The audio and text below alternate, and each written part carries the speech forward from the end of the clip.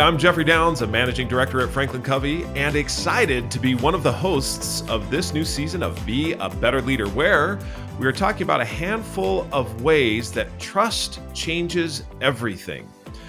One of those things is employee engagement. Every organization hopes to get the most out of the people who work there. Sometimes it feels like you're getting really close to that, but other times it feels like it's really far away. And you're doing just enough to get by. So what can we do? Well, today we've invited Stephen M.R. Covey, the best-selling author of Trust and Inspire and The Speed of Trust, to share some of his insights on how profoundly trust can impact engagement in the workplace. Stephen, it is good to have you. Hey, thanks, Jeff. I always love being with you. These are fun to do, especially with you. That is, it was really fun to do. I appreciate it. Well, let's get started right away. First question, right out of the chute. What role does trust really play in employee engagement? It's profound. I would say it's inseparable, Yeah.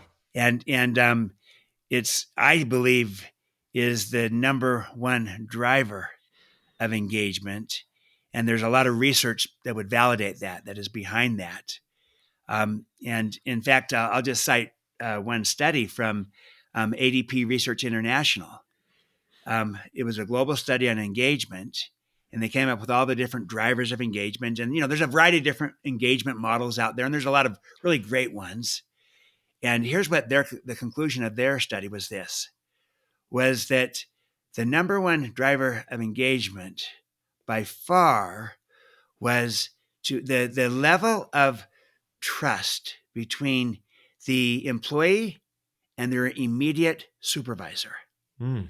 That if they could impact that relationship and increase the trust that the employee felt with their immediate supervisor, their boss, so to speak, that would have a bigger impact on engagement than anything else that they could do.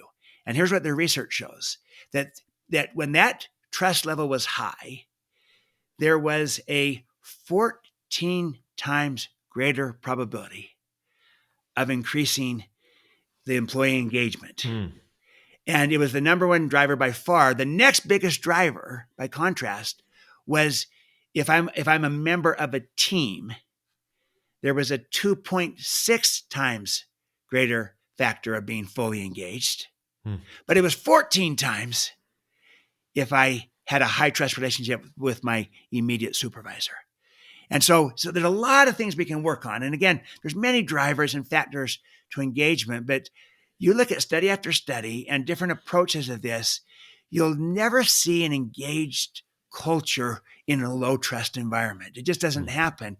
And while there's other things we need to do besides trust, if you really want to move the needle on engagement, start with trust and focus on building a culture of trust, and especially focus on building relationships of trust, in particular between the employee and their immediate supervisor. And you do that at every level, you'll start to move the needle on trust. So the connection of this is inseparable, and it is foundational.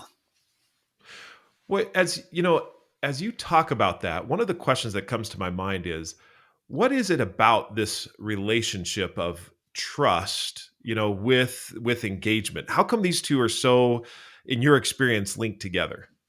Yes, because when the employee feels that they're trusted, then they feel that they're more valued. They feel that they're being seen for who they are, for what they can bring to the organization. They feel that they can make a difference, have an impact, because they feel the level of trust coming to them, that their supervisor, their boss, their company believes in them, in their capabilities, in their character, in their competence, in their ability to contribute, to make a difference. And when I feel that, I feel more connected, not just to my boss, my leader, but also to the organization. That they have me here for a reason, and they believe in me, and they trust me, and that connects me in a way. It inspires me even to be trusted.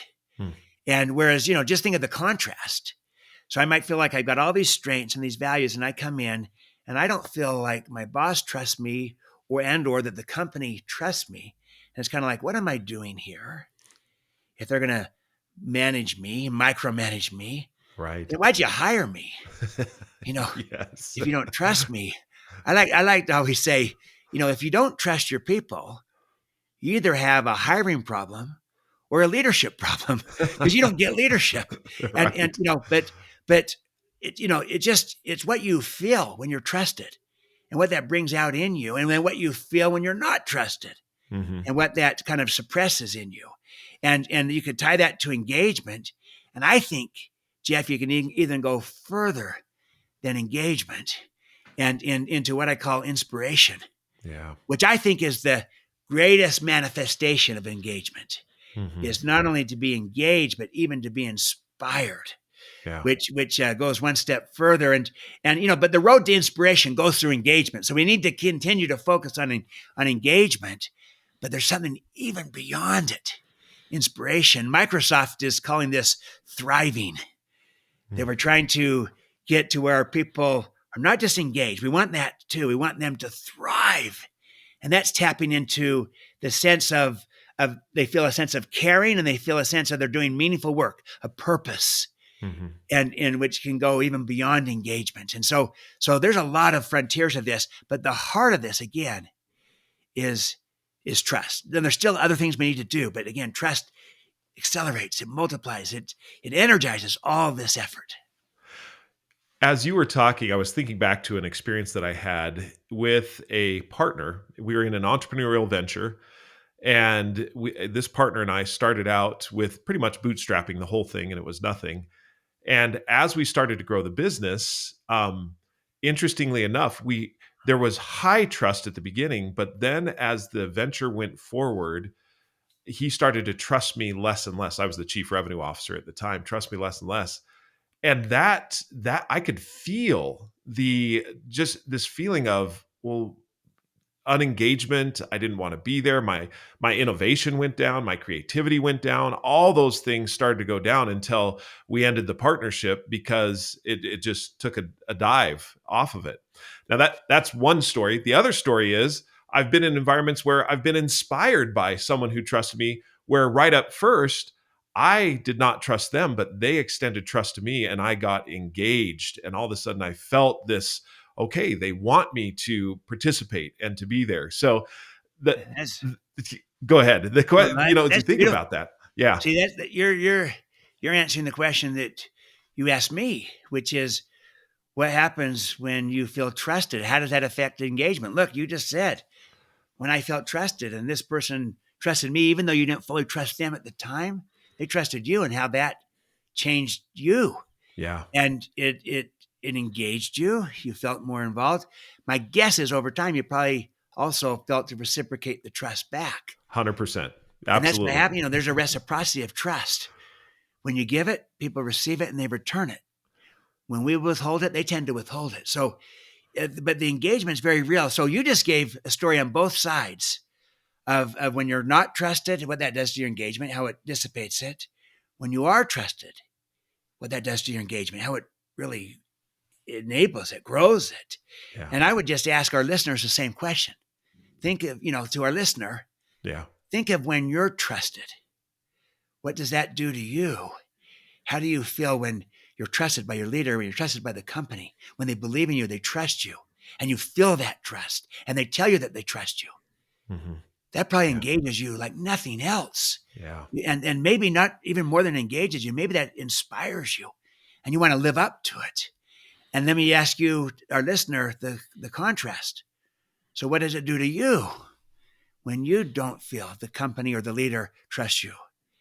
And instead they feel like you feel like you're being micromanaged and not trusted. That, my guess, you feel less and less engaged and yeah, less inspired.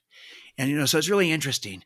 So if I could give a little example of this, of how you can really focus on building that level of trust with the immediate supervisor to move the engagement.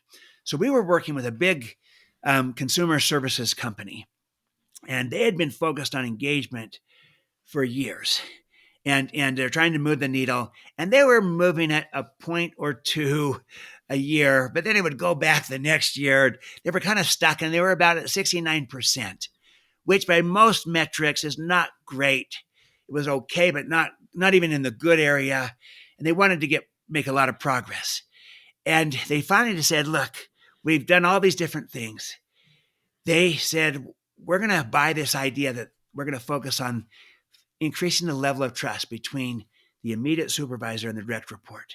Wow. And so they invested heavily in speed of trust and what we're doing to help those supervisors understand how they could build relationships of trust. We focus on the supervisors. We gave them the tools. They learned how to do this. They became better at it. They began to build stronger relationships of trust and have a lot of progress. How do we know that? Well, you can actually measure trust, which is exciting and fascinating topic for another podcast. Well, interestingly, here's what happened. When the year ended, after they'd spent all this time building trust and teaching people how to build trust with their direct reports, when they did their engagement survey again, the results were astounding. They went from 69% to 82%. Wow. 13 absolute point improvement in that engagement. It was so significant that the engagement consultant that had been working with them for years went back through and checked the inputs into it, thinking they might have done this wrong. They might have formulated the thing wrong, because you don't see that kind of movement. Right. And then they continued over the next couple of years and went to 88% as they built that culture of trust. And they really came out of this saying, absolutely, as you build that relationship of trust between the immediate supervisor and the direct report, that will have a profound impact on engagement. And they finally moved the needle after numerous years and multiple attempts of doing other things, focusing on other drivers. They found this to be the most fruitful and productive by far. Wow. And they continue to build that kind of culture. And that changed everything, gave them other options and opportunities to do other things when you have such an engaged culture. And so, I just look at how we've been measuring engagement for 20 years. And yet, if you look at the data that comes out, it almost seems like we've hardly moved the needle on it over 20 years. And I think it's because we haven't focused enough on the number one driver of it, which is trust and the relationships of trust between immediate supervisor and direct reports and the broader culture of trust, because you want to have that relationship at every level in the organization. As I look at organizations, Stephen, and see that relationship between the immediate supervisor and the direct report, that is the pivot point in the organization. That's the place where the whole organization pivots. And if that does not work, and if it's not surrounded by trust, then the organization does not get the engagement that they are looking for, that they want. Absolutely. And that could be at any level, but that's an immediate pivot point, as you said. That look, I can look at all these broader things that need to happen, but I want to really go right to the jugular. What's the relationship of trust you feel immediately with your supervisor? Yeah. And when you feel trusted, it changes everything. Now, look, sometimes you can compensate for that, where someone might feel like, hey, I've got a supervisor that doesn't trust anyone, but I have people above them that do trust people, and they trust me, and I feel trusted by them. Sometimes that can compensate for it in building the larger culture of trust, because there could be flat spots in the wheel, if you will, that can happen. But ultimately, we're trying to model this. We're trying to cascade this. And again, there is a reciprocity of trust. And when you give it, people receive it and they return it. Here's what's interesting, Jeff, and I'm sure you've seen this too. As I've worked all around the world in organizations and with different teams, here's what I found in a low trust team where there's, a heavy, massive disengagement and people, have these huge gaps. I find that usually the disengagement is a reflection of the low trust culture that exists. And when you dig deeper and ask, what's the biggest reason why employees don't trust their management? Well, the biggest reason why employees don't trust their management is because the management doesn't trust the employees. And the employees reciprocate that distrust right back at them. And, I'm seeing it happening right now with some of this remote work, hybrid work, intentionally flexible work. I've seen it where there's high trust, where people are working remotely or in a hybrid situation and they feel trusted, Uh-huh. and how that inspires people, how that it helps engage the people, how they give the trust right back. But I've also seen this happen where they've gone to a remote or hybrid model, but the people don't feel trusted, where sometimes they might put in place what feels and looks like surveillance software that's Yes. that's maybe called other things, but oftentimes it looks and feels like you don't trust me. Mhm. And if people don't feel trusted, it tends to again impact everything, including the level of engagement that they have. And so all these things are connected. And I'm not trying to Yeah. say that trust is the panacea for every single thing, but I am saying that trust is the performance multiplier for anything that we're working on. And in engagement, it is a bullseye. Mhm. It is not a, pretty close hit. It is a direct hit, Mhm. square on. That if we want to move the needle on engagement, we need to start with trust at every level, with the immediate, especially that relationship with your immediate director, immediate supervisor, but also the broader culture. And as we increase the trust, we'll engage more. And when we engage more, we can also move to inspiration and go to a whole nother level of what's possible. So again, trust changes everything in engagement, and it's a bullseye connection. And it's really exciting that that that we can impact engagement so profoundly by making sure we go to the root cause, Yeah. trust. Let's end with this question. So we've been talking about the leader establishing trust and engaging in trust behaviors and extending the trust and so forth. If I'm an employee, let's just take a little bit different tack. I'm an Yeah, employee in a relationship where the leader doesn't trust me or I don't feel that trust. What can I do as the direct report to start to encourage that trusting relationship? yeah. I can do. It's a great question because this often happens to people. Like, this sounds good, Stephen, but my boss doesn't trust me. Yeah. Then I would say this: you're swimming upstream. I acknowledge that, but you can swim upstream. So you go first, even with your boss. You can maybe lead your boss, and maybe try to do it with be a high trust teammate with your teammates. Be a high trust person with your direct reports if you have direct reports. You model what you would like to see from your boss. You show your boss what that looks like. And with those that you can do that with. If you have direct reports, do it with them. If you don't have direct reports, do it with your teammates. Model what is possible. And then in a sense, try to model it back even to your boss. And maybe with your boss, I've learned if you can kind of make it less about trust and more, hey, what can I do to be the kind of go-to person that you can have confidence in? I learned to use the word confidence instead of trust. What can I Mm. do to be a person you can have high confidence in? How can I earn that kind of reputation with you? What can I do to do that? So rather than make it about what's wrong with you, boss, you don't trust me or you don't trust anyone, rather, what can I do to earn your confidence that you can count on me, rely upon me, that I can be a go-to person for you because I want to become that for you. So I make it about not what's wrong with you, but what can I do to become this kind of person for you? Mm. You begin to open up the possibility of maybe becoming that person. Your boss maybe begins to not trust others, but start to trust you. And maybe for your boss, if they can learn to do it with one, they might be able to learn to do it with another. But you can almost, in a sense, lead your boss by helping them understand that they can go first too in this relationship. And you're willing to earn it. You're not just being asked to be given it. You're saying, what can I do to earn this? Most people respond to that and they give you a chance to do it. And then they start to maybe trust in a way that they hadn't before. You can teach them how they can learn to trust. And then as they do that, they can begin to engage better. And then you model it with all those around you. So I just say, even as an employee, you also can go first. I could spend another hour with you, Stephen, and would love to, and I'm sure our listeners would as well. However, these have to come to a close at They some do. point. Thank you so much. What sage counsel and absolute wonderful wisdom learned through all of not only your experience, but research and study. Trust is absolutely measurable. If you'd like to learn how trust can help you become a better leader, You can download our free guide, 6 Ways Your Leaders Can Build Trust and Avoid Breaking It. You can find a link to it in the show notes or visit franklincovey.com for more information and resources. Well, until we talk again next time, keep smiling.